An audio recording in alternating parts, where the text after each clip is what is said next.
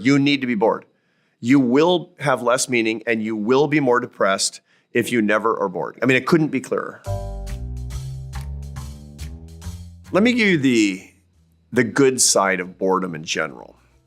Boredom is a tendency for us to not be occupied otherwise cognitively, which switches over our thinking system to use a part of our brain that's called the default mode network. That sounds fancy. It's really not. The default mode network is a bunch of structures in your brain that switch on when you don't have anything else to think about. So you forgot your phone and you're sitting in a light, for example. That's when your default mode network goes on. We don't like it. My colleague in the psychology department here at Harvard, Dan Gilbert, he did experiments where people had to sit in a room for 15 minutes with instructions to do absolutely nothing, and there was nothing in the room to do except there was a button in front of them that they could push, and if they did, they gave themselves a painful electric shock. Sit there bored or get a shock. A big majority of the participants gave themselves shocks instead of thinking about nothing. We don't like boredom. Boredom's terrible. Why is boredom so bad? Well, because the default mode network makes us think about things that might be kind of uncomfortable. When you think about nothing, well, your mind wanders and thinks about, for example, big questions of meaning in your life. What does my life mean? You go to kind of uncomfortable existential questions when you're bored.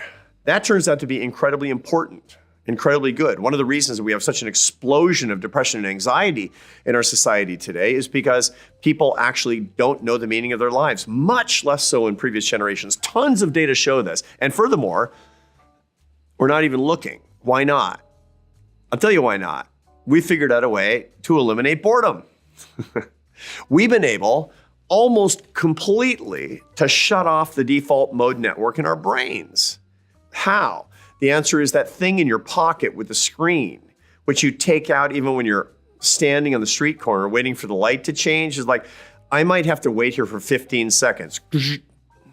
What are you doing? You're actually trying to not be bored because the default mode network is mildly uncomfortable because it sends you to the types of questions that you can't get your mind around, you can't get your arms around. Well, that's a big problem. That's a doom loop of meaning. If every time you're slightly bored, you pull out your phone, it's going to get harder and harder for you to find meaning. And that's the recipe for depression and anxiety and a sense of hollowness, which, by the way, are all through the roof. I get it. You don't want to be bored. You need to be bored.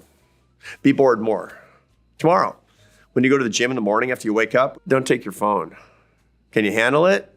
Not listening to a podcast while you're working out? Just being in your head? I promise you'll have your most interesting ideas while you're working out without devices. It's probably been a long time since you've done that. Commute with nothing, not even the radio. Can you do that? Start getting better at periods that are 15 minutes and longer of boredom and watch your life change. Number one, you'll be less bored with ordinary things in your life. If you get better at the skill of boredom, you'll be less bored with your job. You'll be less bored with your relationships. You'll be less bored with the things that are going on around you. But more importantly, you'll start digging into the biggest questions in your life: purpose, meaning, coherence, significance. And who knows, you might just get happier. People ask me all the time, is the doctor taking his own prescriptions? And the answer is yes. Yes, I am. I'm prone to the same pathologies as anybody else because I have the same brain chemistry as everybody else. So what do I do to fight that? And the answer is, well, I do a number of things. I have a no device policy after 7 in the afternoon. I don't sleep with my phone. We don't have devices when we have meals in my family because we're there for each other. We're not there for people who aren't there.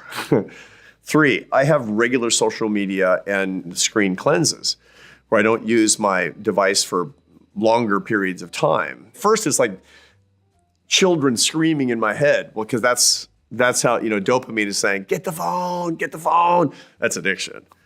But it calms down and I feel better and I feel sort of blessed by the end. And, I pick the phone up by the end because I have to check my emails and I have to be a normal functioning connected person in the world. But it does remind me that my life doesn't have to revolve around these devices. These protocols are really, really helpful. And I recommend them to anybody and everybody. Don't sleep with your phone. No phones during meals. Regular social media fasts. You'll get better.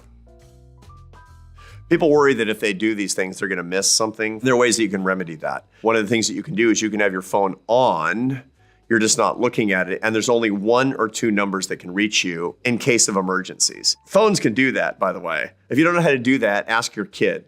But don't use emergencies as an excuse. Here's something that's not an emergency.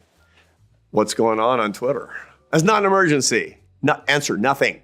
It doesn't matter. The news can wait. Seriously, your grandparents didn't know what was going on every single second in Washington, D.C. You're killing yourself with this stuff. Are you kidding me? It's bad for you. So let me say it straight to my kids. Put down your phones. You need more meaning in your life. And so do I.